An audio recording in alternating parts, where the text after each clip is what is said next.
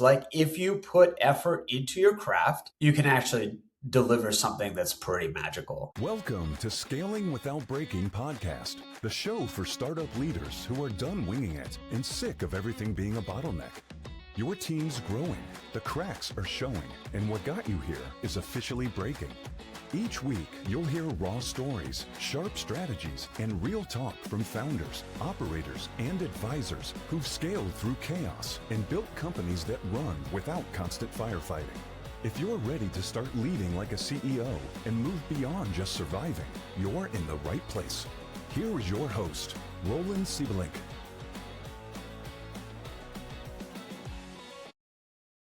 Hello and welcome back to another episode of Scaling Without Breaking.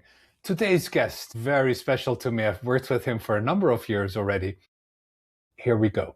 Most payment infrastructure is built to sell. You design futures for a pitch deck, you price them for a market, and you ship them fast. The result, processes that everyone tolerates, but nobody really loves. Today's guest helped build some of the rare exceptions that people do love in fintech. At Adyen, he watched it go from 1 billion to over 55 billion, is that right?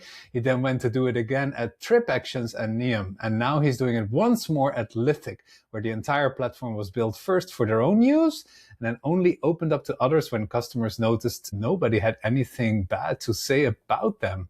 That's definitely rare in fintech, I would say. His bet right now, the next wave of payments isn't humans tapping cards, it's AI agents making real-time spending decisions. And craft-built infrastructure is the only kind that won't break under that pressure. With that, everybody meet today's guest, Robin Gandhi, the Chief Product Officer of Lithic. Welcome to Scaling Without Breaking, Robin. Thank you so much. I appreciate it. That's a solid intro. Now I have to make good on it. So let's do it. I'm excited.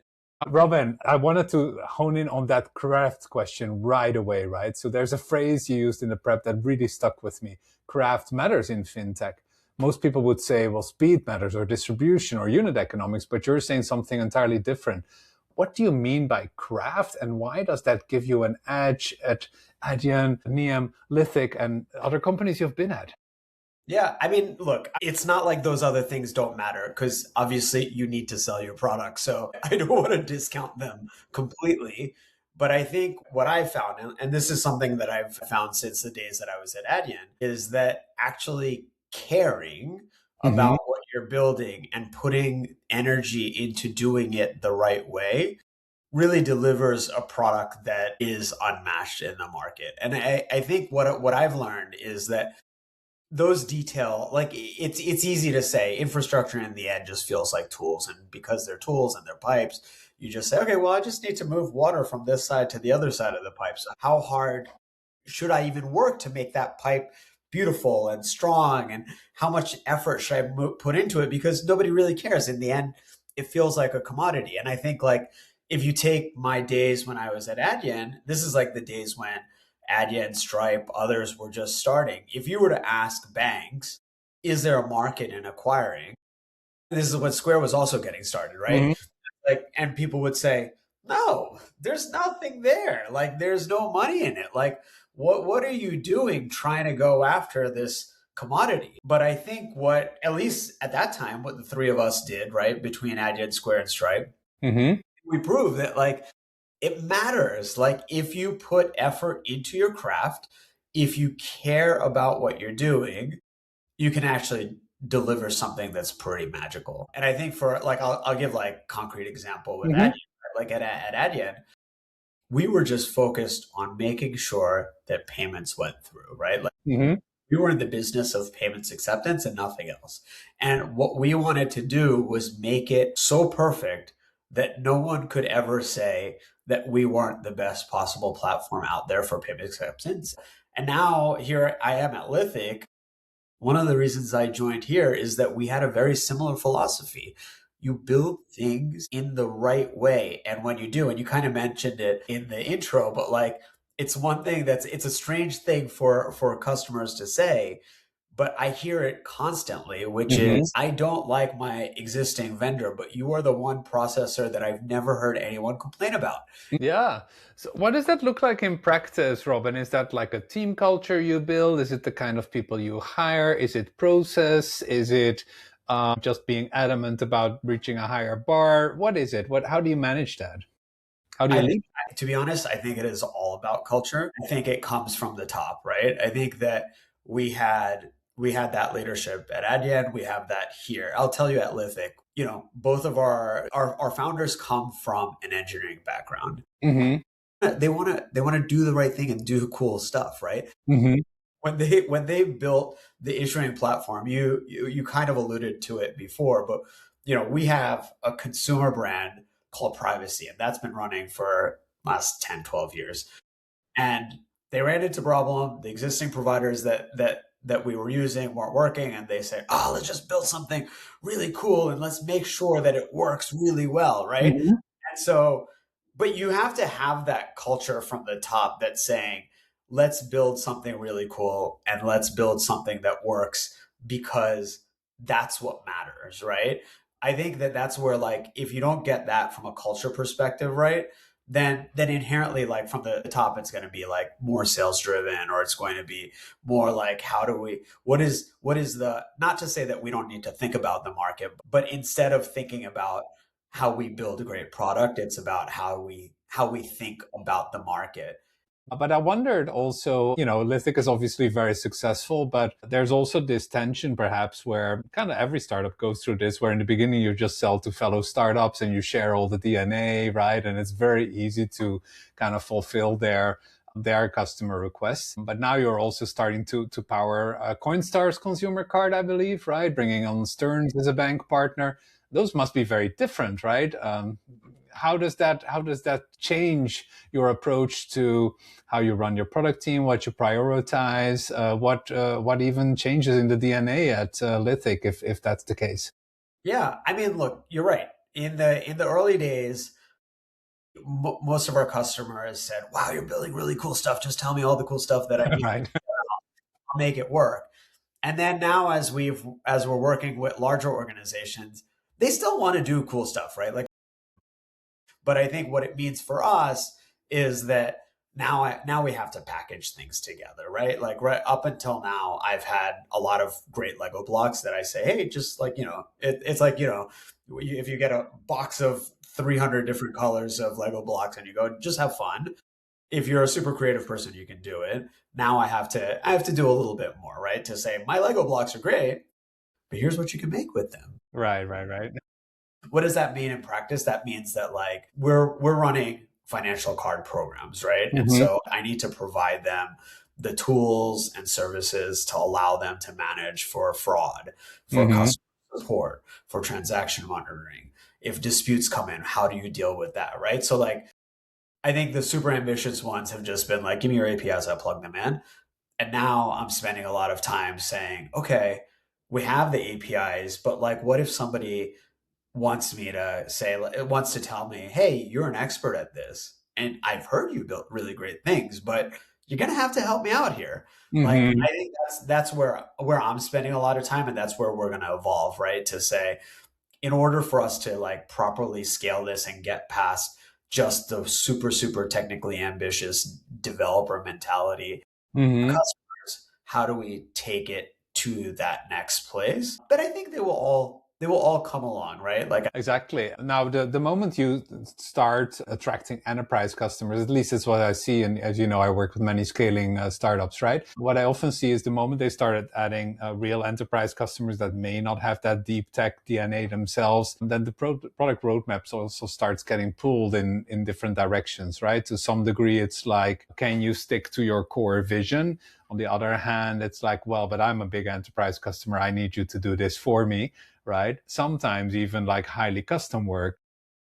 What's been your experience with that being stretched into three different directions, especially from a product team perspective? yeah, I mean, look, I think that we inherently will have to make some compromises Hmm. as big customers come in and ask us for certain things. The way that I've tended to look at things is from an overall perspective and from a long-term view, right? Which is like, if a customer comes and says, "Hey, I need X or Y," I will rarely want to do it if it is true custom and it will never get used by anybody else. And I think the story tells well even to the customer, right? Which is, Hmm.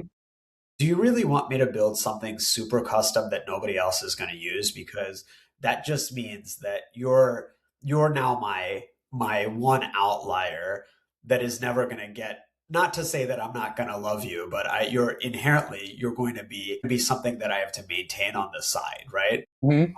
Find what I think as product people, what we need to get good at is like hearing what they need and seeing if we can turn it into something that more customers can use in a more elegant way, right? Because it's easy for someone to say, I use this today. And so this is because we get this a lot, right? We have Hmm. folks from legacy providers.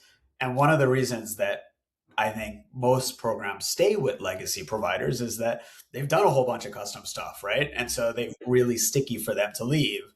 And so the hard conversation that we tend to have, and I think it's happened everywhere that I've been in the past, right?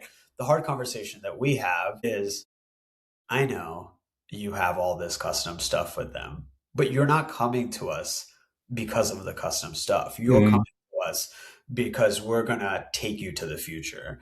And so you tell me what stuff is non-negotiable, and you tell me what your needs are, and let me see if I can meet them in a way that probably will satisfy other customers that look like you.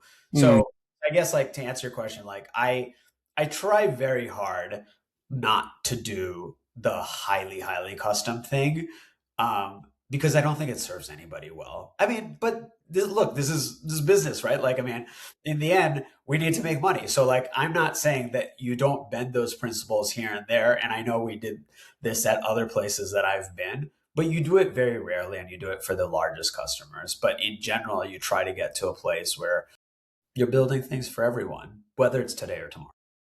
That must also be one of those pressure points where it really makes a difference whether the founder is a more salesperson by background or more an engineer by background. Maybe that's actually explaining why, in some degree, the big champions almost all seem to have that tech background, as you said. I think you're right. I think you're right. Like, because if you come from more of a sales background, you're mainly looking to figure out how you're going to close that deal and go to the next one and close the next one, And right? you don't want to hear internal processes, just do it, Yeah. right? I'm also not knocking sales leaders, because I No, think, of course, I get it. Money has to come from somewhere, right? Can't just be your investors over time.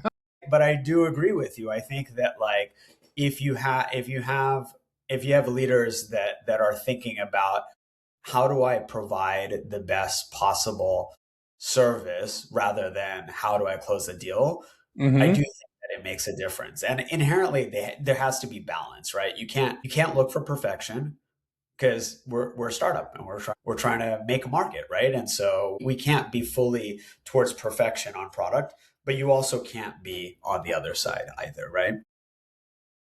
You said in our prep call, your favorite word is no. I hope that applies mostly to business and not to your family. Saying no 80% of the time is the only way the CPO role works, I think you said, right? Talk to me about that a bit more.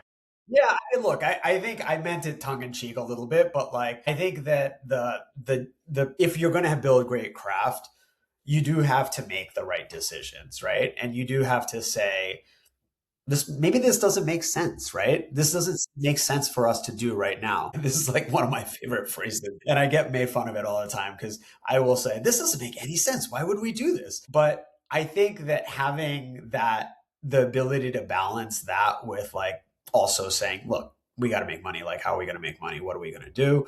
I think is really important. And I think if you don't have folks in the room, especially on product and eng, saying no, then everyone's going to say yes. And then you're going to make some bad decisions. So, like, what I've always said is, like, it's my job to be practical, and it's my CEO's job to push the boundaries, and in the middle, we will do some great stuff. So this is interesting because some maybe like earlier stage startups, when they hire their first product leader, many times I see them looking for, I need a product visionary. And I always push back on that as well. And not to say you're not visionary, Robin, but it's more to say like your first product leader you hire as a founder probably needs to balance your visionary instincts as a founder, right? How do you look at that? Yeah, I mean, I'm probably not the first product leader that we've had here at Lithic, but having Sure. said that, like I think I would generally agree with you, right? Like that. I mean, it is also my job to push the boundaries and be innovative and think about like where we can do more with, especially today, agentic and stablecoin and Yeah, yeah. everything else. But yeah, but in the end, this is more the founder's company than it is mine. Inherently, it is. And so they're the ones that should be pushing the boundaries the hardest. And then it's up to me to kind of say like, okay, well, within what you want to achieve, here's what's reasonable. Here's Mhm. what can actually happen. Yeah, for And you sure. mentioned in our prep call that like there has to be some tension. I think you refer to it as healthy tension with like the founders you work with, right? Like if you're not pushing Bo and Bo is not pushing you, then something is wrong in the setup, right? What's been your experience with all this, let's say, strong founders that you worked with, right? As people in the different companies, what are some ways of working with them? What are some ways that typically work in working with founders the best? Yeah, I mean, look, I think that in order to be a founder, it takes a special person, right? Like inherently, you have to believe in an idea and you have to go after it, right? Because in the end, you're going to be doing this for a lot of years, Yes. and and the only way that you survive and come out of the other end, you have to have a lot of perseverance and inherently probably a little bit of stubbornness as well, right? And so I think like the thing that I've found is like not bottling that up, right? Because there's this energy, right? That I think to the same point that we were making about like where do you lead vision from? Like I think that inherently the co-founders are going to have the energy, they're going to have the vision.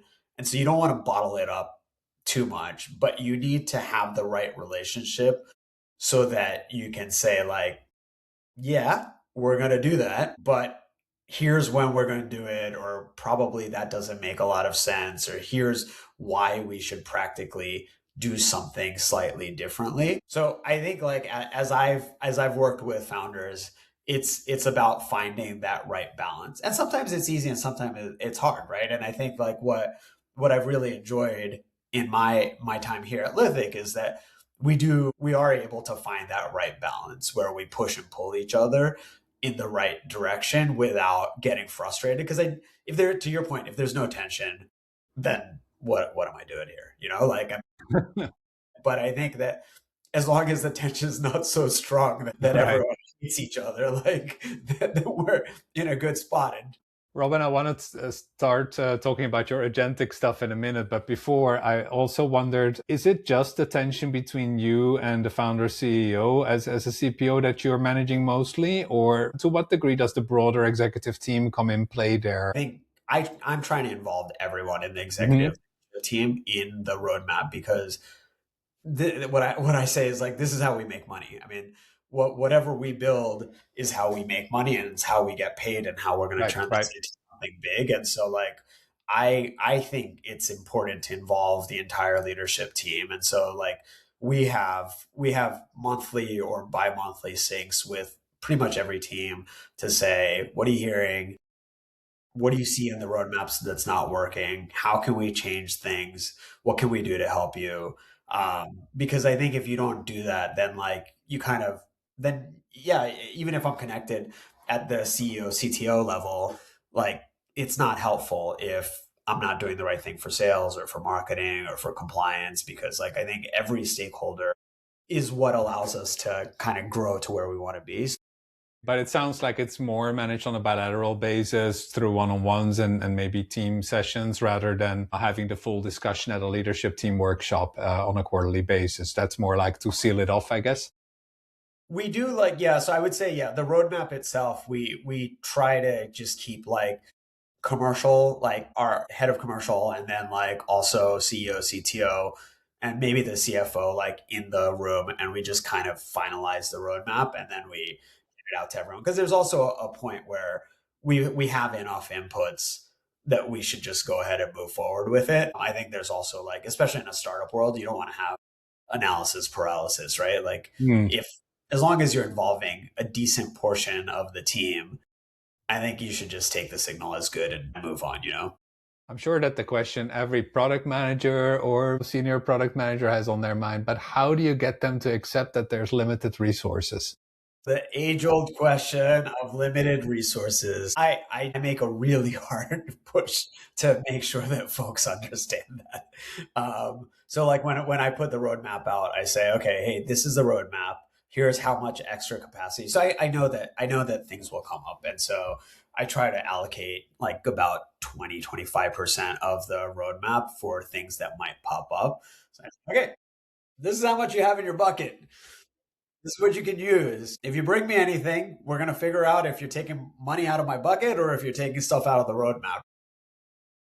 But I think that's like, I think if, again, this is like this is like where it matters from the top, right? I think like if from the top, everyone's saying like, yeah, I get it. Like we have limited resources. Like we cannot go after everything. And if we see something amazing and we think we should change the roadmap, we will, but we'll make it with a conscious decision. Okay, so let's now talk about your own Lithic's agentic efforts, right? So I think you mentioned that with arcade.dev, you're building the world's first AI shopping agent that can actually check out, right? Did I get that right? Yeah. Oh, here, this is what I'll do. I will walk you through it. So it's interesting. So this is how fast AI moves. Last August, I was presenting at a conference and I to put together an agentic demo, basically saying I can create. So I guess one thing that's helpful maybe to talk about first is that before Lithic became Lithic, we were a company called Privacy. And Privacy is a company that provides virtual cards on top of a banking account or a debit card, right? It's a way that like if you decided to go to sneakerheads.com and you didn't want to give them your own credit card, you could just generate a card that way. What we did when we were trying to do the agentic demo last August was we said, okay, great. How can I get an agent to pick up one of our Lithic cards, create a Lithic card, and then send it to buy something from Shopify? And so we used a company called Arcade, which is a company that brings together a lot of different secure services. We worked with Arcade to start creating the ability to pull cards from us. Okay. It's, okay, great. Go shop at Amazon or Shopify. Failed. Okay, great. Why? What happened? It looks like they think it's a bot. And so, for the last 30 years, we've spent a lot of time trying to figure out how we're going to stop online fraud. And so as soon as it comes from not a device, basically like from a server, it just automatically blocks it. So then we said, okay, I wonder if I could make a donation to the local library. That failed too. Wow. So then we realized this is not going to be so easy. At that time, so like about a year ago, we said, okay, great. So there's another company called Rye, and Rye is basically a shopping cart API. So they have direct connects into Amazon and Shopify. And so we gave the card to Arcade's agent, and then that agent went to Shopify, bought like 100 pens, and it did the checkout. It was pretty cool. And everyone was like, wow, that's awesome. I haven't seen it in real life. Now with OpenClaw, it's so easy. You don't need anything. Like if you look at our numbers now on Privacy, it's just skyrocketed because you have all these agentic developers that are now they're just setting up Privacy accounts, creating cards. And now the transaction that I couldn't get through at the library is going through everywhere. And why? Because now OpenClaw has made it look like it's you on your computer doing it. So to the merchant, it doesn't look any different. Because what's the difference between you shopping on your own computer or you giving that card to your computer and letting it click through? So it's so at the basis, it's OpenClaw basically having access to your personal credentials that makes it look as if OpenClaw is you instead of an agent, right? Well, it's not even like when I say personal, it's still a Lithic card, so it's still safe in that way. So it's not It's not your Amex card or whatever that you have in your wallet. So it's a safe virtual card, but because they're on your computer, it's sending all the data signals back to Nike.com that make it. Because it doesn't come through the cloud, of It course. doesn't Yeah. come through the cloud. It comes through Right. your computer. So was it a MacBook? Yep, it was a MacBook. What did they use? Chrome. How did they slowly click through it? Yep, they slowly click through it. All of the signals that were being used to prevent bot activity are no longer valid. So I don't think OpenClaw is a solution necessarily, but it's just like an interesting place that we're in, that like things are moving so It's like a radical edge case that's suddenly taking the whole world by storm, right? So it's pretty cool. very cool, very cool. Well, this has been great, Robin, but I did want to also spend a bit of time out knowing the person behind the business, as always, right? So can we understand a little bit like what made you become the successful CPO that you are now? I was, for a very long time, I was going to become a doctor. Really? Yeah. Oh man, I worked in a like a microbiology lab. I was in a genetics lab doing meiotic non-disjunction on like flies, which was insane. Wow. But then like I think like the folks that I met, so then I was doing a dual major in business as well. And I think the people that I met in business school when I was in undergrad, like I think just listening to them talk about like what they were doing just was like, man, this is so cool. Like I was like, and I will tell you the one thing I do miss science a lot, but I do think that like I made the right call, because like I think listening to them talk about all the really interesting things that you could do within like the business and entrepreneurial context, like it just kind of got me going. And so I've always had like a little bit of an entrepreneurial like piece to me. And so I've done like small things here and there, but like that, I think that's why I enjoy this. I could never go back to corporate life at this point. Last question, Robin. Where can people find out more information about you, about Lithic, and also what are you looking for in terms of help from listeners? What is Lithic looking for? How can they help? Yeah. I mean, look, how to find about Lithic, lithic.com. If you want to reach out to me, Robin at Lithic, feel free to reach out. Send me a LinkedIn, easy enough. I think if you're thinking about anything in the card space, one, I'm always happy to bounce ideas. So even if it's not Lithic and you're just thinking about things in fintech or cards, reach out. Always happy to help. But yeah, also if we can partner together on something, then that's even better. But like, it's exciting, it's interesting. We're in a great time. And you're still growing your employee base, it looks like. Are you all still in hiring mode? You better believe it. If you're looking for an amazing place, What's the perfect Lithic employee that you look for? someone that's smart, curious, like, and like is really passionate about what they do. And then, like I said, low ego, right? Like I think when we find that, you're like, this is gonna be a good fit. Okay, very cool. Okay, Robin, we've been talking for a long time. I'd love to talk for another hour or two, but there is an end to even every recording. So thank you so much for joining the podcast. Of course, people want to get in touch with Robin. You don't dare to contact him directly. I'm happy to make an introduction if you know me already. And for the listeners, thank you again for making it to the end. And we'll have a new episode with another awesome guest next week.